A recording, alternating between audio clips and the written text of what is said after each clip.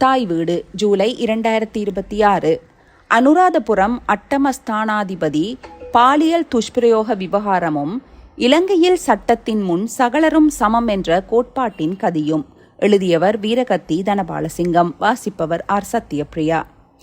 அனுராதபுரம் அட்டமஸ்தானாதிபதி பல்லேகம ஹேமரத்ன தேரர் சிறுமி ஒருத்தியை பாலியல் துஷ்பிரயோகம் செய்ததாக கூறப்படும் குற்றச்சாட்டு தொடர்பான வழக்கு நீதிமன்றத்தின் விசாரணையில் இருக்கும் போது அது பற்றி கருத்து கூறுவது முறையானது அல்ல என்ற போதிலும் அவர் மே மாத தொடக்கத்தில் கைது செய்யப்பட்டு பிணையில் செல்ல அனுமதிக்கப்பட்ட விவகாரம் இலங்கையில் மத அதிகாரம், சட்ட பொறுப்புக்கூறல் மற்றும் நீதித்துறை எதிர்நோக்கும் சவால்கள் பற்றி எழுப்பியிருக்கும் முக்கியத்துவம் வாய்ந்த பல்வேறு கேள்விகள் நீதிமன்ற அவமதிப்பு எல்லைக்கு அப்பாற்பட்ட முறையில் பொதுவெளியில் கருத்துக்களை பரிமாறிக்கொள்ள வேண்டிய அவசியத்தை ஏற்படுத்தியிருக்கின்றன.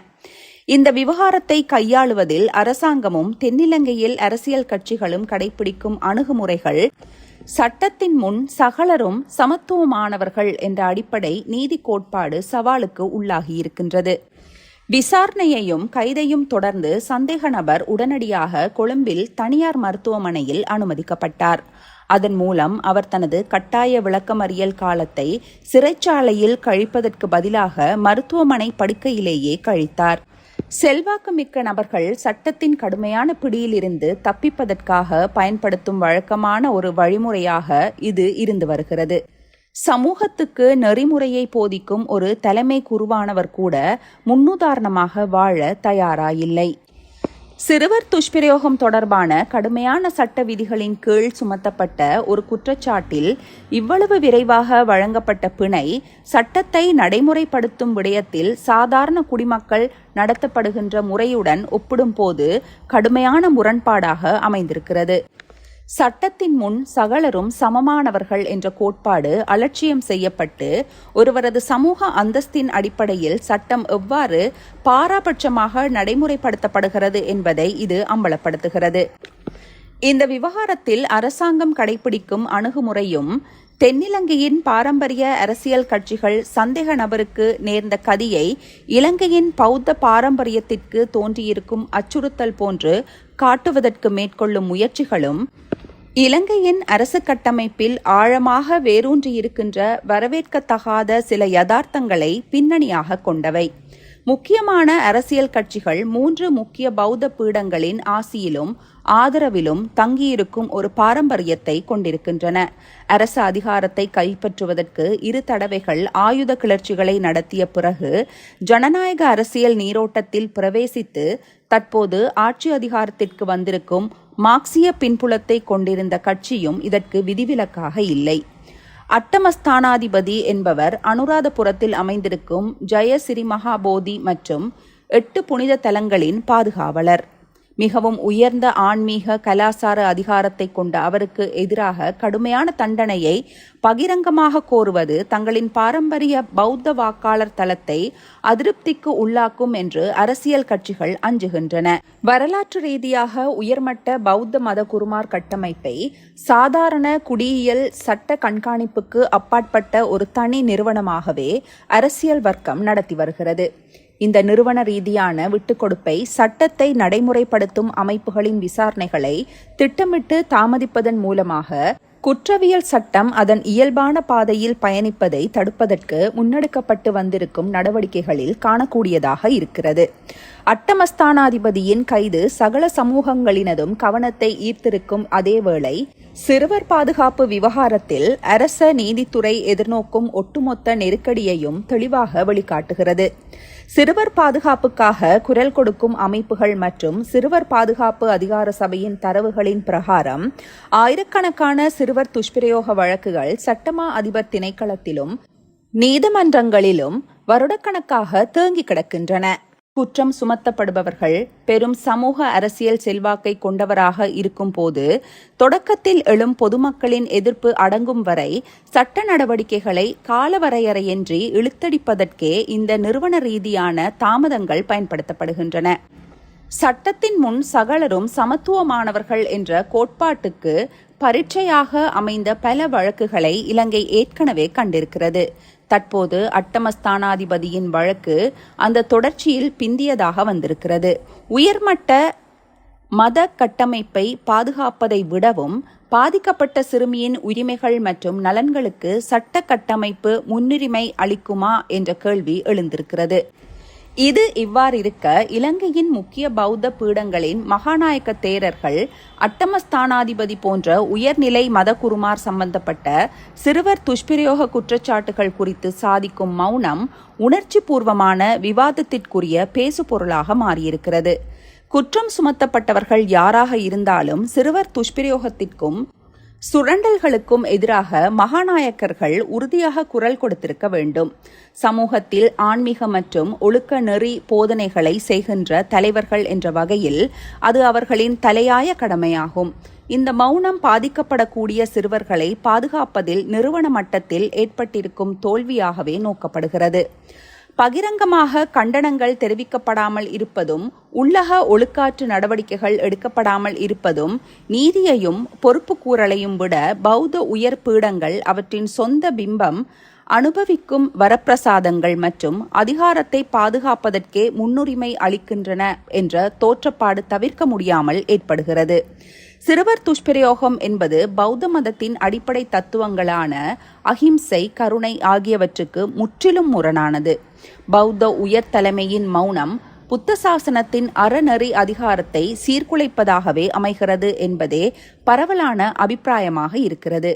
சிறுவர் துஷ்பிரயோகம் போன்ற குற்றவியல் குற்றச்சாட்டுகள் நாட்டின் சட்டத்தை நடைமுறைப்படுத்தும் அமைப்புகள் மற்றும் நீதித்துறையின் அதிகார வரம்பெல்லைக்குள் மாத்திரமே வருகின்றன என்பதால் உத்தியோகபூர்வ விசாரணை முடிவுகள் வெளிவரும் வரை காத்திருக்கவே பௌத்த உயர்பீடங்கள் விரும்புகின்றன என்ற கருத்தும் மறுபுறத்தில் முன்வைக்கப்படுகின்றன.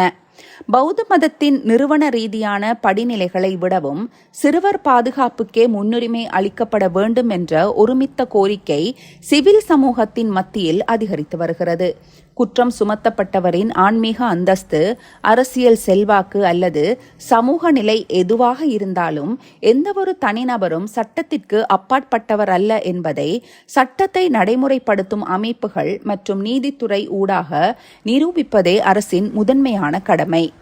மதப்பீடங்கள் அல்லது அந்த பீடங்களின் நலன்களுடன் தங்கள் அரசியல் நலன்களை அடையாளப்படுத்துகிற அரசியல் சக்திகளின் நெருக்குதல்களுக்கும் தலையீடுகளுக்கும் அடிப்பணியாமல் குற்றச்சாட்டுகள் குறித்து போலீசார் பக்கச்சார்பற்ற ஆதாரங்களின் அடிப்படையிலான விசாரணையை நடத்த வேண்டும் என்று சிவில் சமூக அமைப்புகள் கோரி நிற்கின்றன. மதப்பீடங்களின் நலன்களுக்கும் அரசின் பணிகளுக்கும் இடையில் தெளிவான பிரிகோடு இருக்க வேண்டும். இலங்கையில் பௌத்த மதத்திற்கு அரசியலமைப்பு ரீதியான அதிமுன்னுரிமை கொடுக்கப்பட்டதன் விளைவாக அது சாத்தியமில்லை என்ற போதிலும் சிறுவர் துஷ்பிரயோகம் போன்ற குற்றவியல் முறைகேடுகள் முற்றிலும் மதசார்பற்ற குற்றவியல் சட்டத்தின் கீழ் மாத்திரமே வரும் என்பதை அரசு உறுதியான முறையில் தெளிவுபடுத்தி அரசியல் துணிவாற்றலை வெளிப்படுத்தியிருக்க வேண்டும். ஆனால் அதற்கு பதிலாக ஜனாதிபதி அனுரகுமார திசாநாயக்க பௌத்த மதகுருமாரின் ஒழுக்க விதிமுறைகளுக்கு அமைவாக மகாசங்க கட்டமைப்பை பேணுவதற்கும் தனியான தர்ம நீதிமன்றங்கள் மூலமாக ஒழுக்காற்று நடவடிக்கைகளை எடுப்பதற்கான அதிகாரத்தை மீண்டும் வழங்குவதற்கு தேவையான சட்டமூலத்தை அரசாங்கம் விரைவில் நாடாளுமன்றத்தில் கொண்டு வரும் என்று கடந்த வாரம் அறிவித்தார். சட்டத்தின் முன் சகலரும் சமத்துவமானவர்கள் என்பதே ஜனநாயக நாடொன்றின் அடிப்படை கோட்பாடுகளில் ஒன்று. சாதாரண குடிமக்கள் தொடக்கம் உயர் பதவி நிலைகளில் இருப்பவர்கள் வரை சகலரும் ஒரே சட்ட கட்டமைப்பிற்குள் விசாரணை செய்யப்பட்டு நீதி வழங்கப்பட வேண்டும். நவீன ஜனநாயக ஆட்சி முறையின் மைய கோட்பாடாக இதுவே விளங்குகிறது. இத்தகைய பின்புலத்தில் பௌத்த மதகுருமார் சம்பந்தப்பட்ட ஒழுக்காற்று விடயங்களை விசாரணை செய்வதற்கு தனியான தர்ம நீதிமன்றத்தை நிறுவுவதற்கான யோசனை இரு நீதி வடிவங்களை கொண்ட ஒரு முறைமையை நோக்கி இலங்கை படிப்படியாக நகரக்கூடும் என்ற அச்சத்தை தோற்றுவிக்கிறது. பௌத்த மதத்திற்கு யாரால் அச்சுறுத்தல்? இலங்கையில் பௌத்த மதம் ஆபத்துக்கு உள்ளாகி இருக்கிறது என்று சிங்கள அரசியல்வாதிகள் அவ்வப்போது கூறுவதை கேட்டிருக்கிறோம். அட்டமஸ்தானாதிபதி மீதான சிறுமி பாலியல் துஷ்பிரயோக குற்றச்சாட்டை தொடர்ந்து சட்டத்தை நடைமுறைப்படுத்தும் அரசு அமைப்புகள் அவரது விவகாரத்தை கையாண்ட முறை தொடர்பில் எழுந்த சர்ச்சைக்கு அவ்வாறான அபாய அறிவிப்புகள் வெளியாகின. கடும்போக்கு சிங்கள பௌத்த தேசியவாத அரசியல்வாதிகள் மாத்திரமல்ல, பிரதான அரசியல் கட்சிகளின் தலைவர்களும் கூட பௌத்த மதத்திற்கு ஆபத்து வந்திருப்பதாக கூறுகிறார்கள்.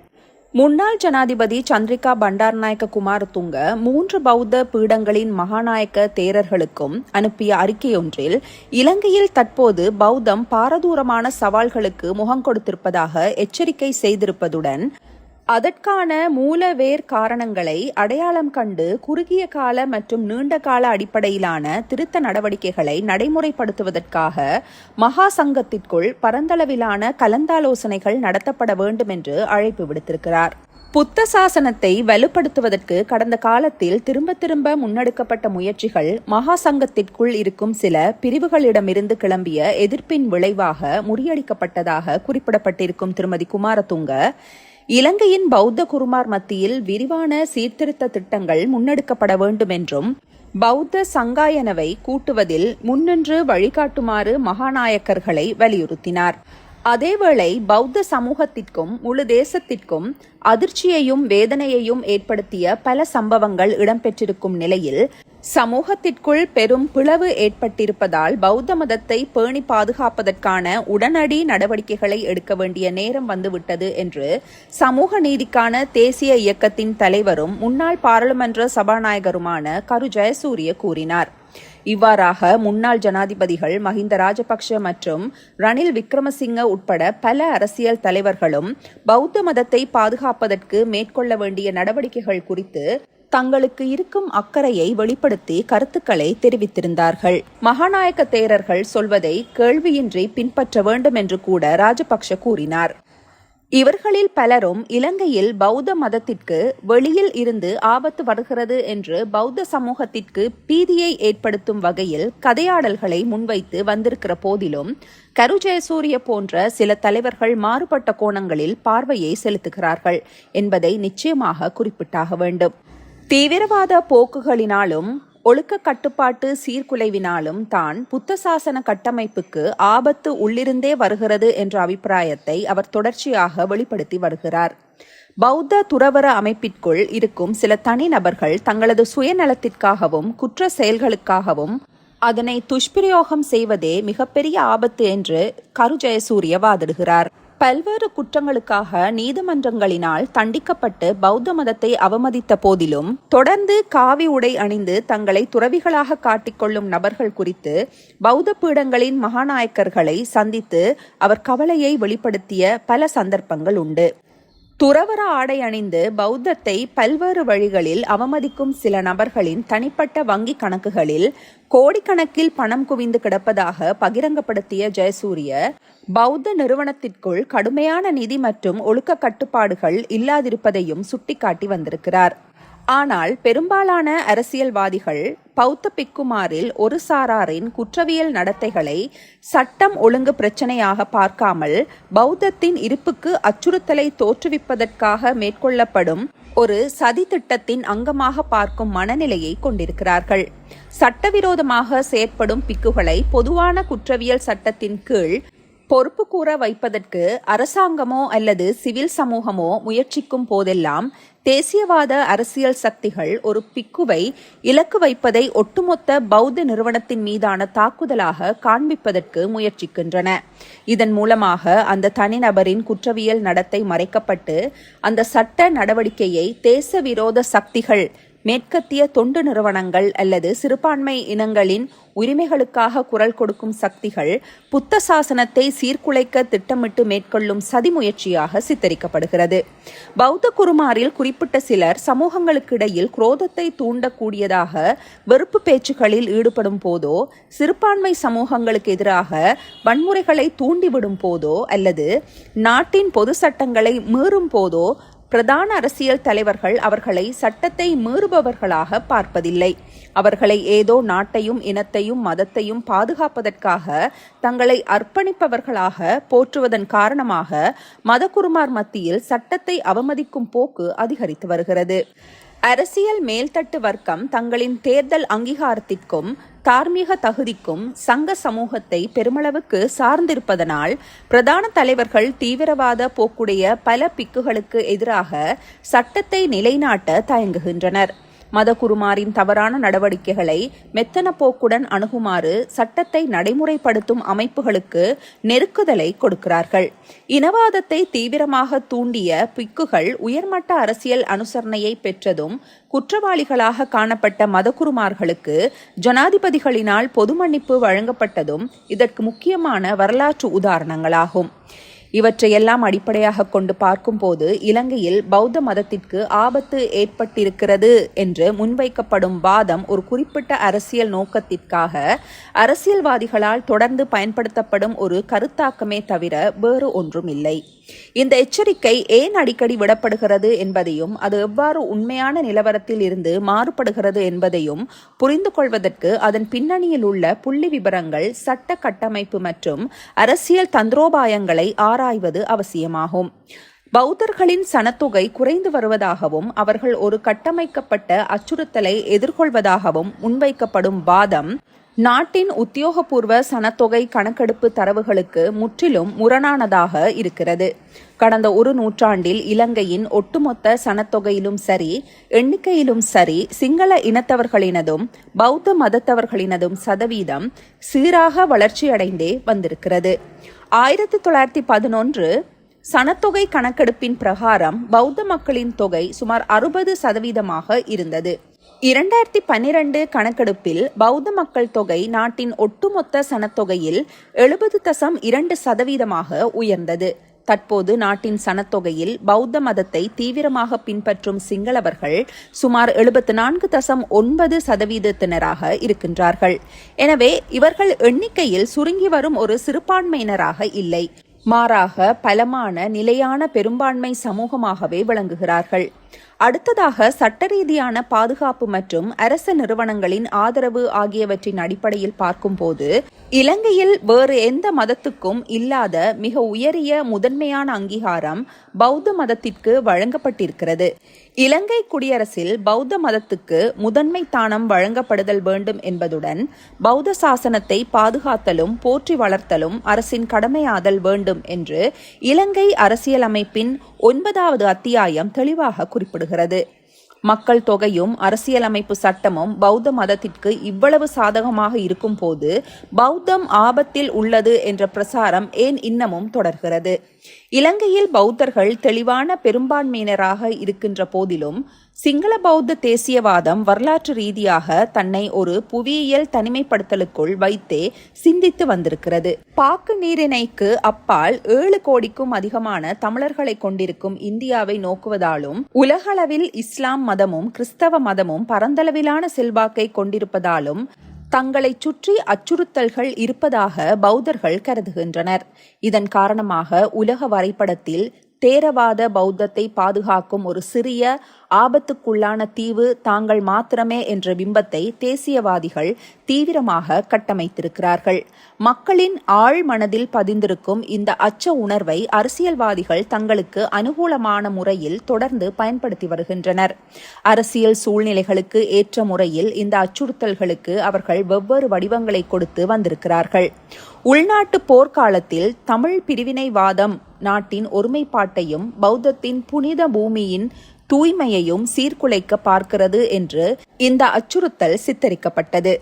2009 மே மாதத்தில் உள்நாட்டு போர் முடிவுக்கு வந்ததை தொடர்ந்து பொதுபல சேனா போன்ற தீவிர தேசியவாத அமைப்புகள் முஸ்லிம் சமூகத்திற்கு எதிராக திரும்பின. அதற்கு அரசாங்கத்தின் முழுமையான ஒத்துழைப்பு இருந்தது. குறிப்பிட்ட சில காலகட்டங்களில் கிறிஸ்தவ சுவிசேஷ குழுக்கள் பௌத்தர்களை சட்டவிரோதமான முறையில் மதமாற்றம் செய்வதாக குற்றஞ்சாட்டப்பட்டு அவர்களின் பக்கமும் இந்த அச்சுறுத்தல் பிம்பம் திசை திருப்பப்பட்டது. தேர்தல் காலங்களில் பெரும்பான்மையின மக்களின் வாக்குகளை தங்களுக்கு ஆதரவாக திரட்டுவதற்கு பௌத்தம் ஆபத்தில் உள்ளது என்ற எச்சரிக்கை வரலாற்று ரீதியாக சக்தி வாய்ந்த ஒரு கருவியாக பயன்படுத்தப்பட்டு வந்திருக்கிறது. பெரும்பான்மை சமூகத்தை பிரதிநிதித்துவப்படுத்தும் அரசியல் கட்சிகள் பொருளாதார நெருக்கடிகள், ஊழல் குற்றச்சாட்டுகள் அல்லது மக்கள் மத்தியில் தங்களது செல்வாக்கை இழக்கும் நிலையை எதிர்நோக்கும் போது மதத்திற்கு ஏதோ ஆபத்து நேர்ந்திருக்கிறது என்பதை போன்ற தோற்றப்பாட்டை உருவாக்குவதன் மூலம் சிங்கள மக்களின் வாக்குகளை ஒரு குறிப்பிட்ட தலைவருக்கு பின்னாலோ அல்லது அரசியல் அணிக்கு பின்னாலோ ஒருங்கிணைக்க இந்த தந்திரோபாயம் பெரிதும் உதவியது. இருப்பினும் அண்மை காலமாக இத்தகைய உணர்ச்சி பூர்வமான அரசியலின் செல்வாக்கு கணிசமான அளவுக்கு குறைந்து வருவதையும் காணக்கூடியதாக இருக்கிறது. 2022 பொருளாதார வீழ்ச்சியை அடுத்து இன மத வேறுபாடுகளை கடந்து கிளர்ந்தெழுந்த மக்கள் பெரும்பான்மையின அரசியல்வாதிகளின் முகத்திரையை கிழித்தெறிந்தனர் என்பது குறிப்பிடத்தக்கது. நன்றி.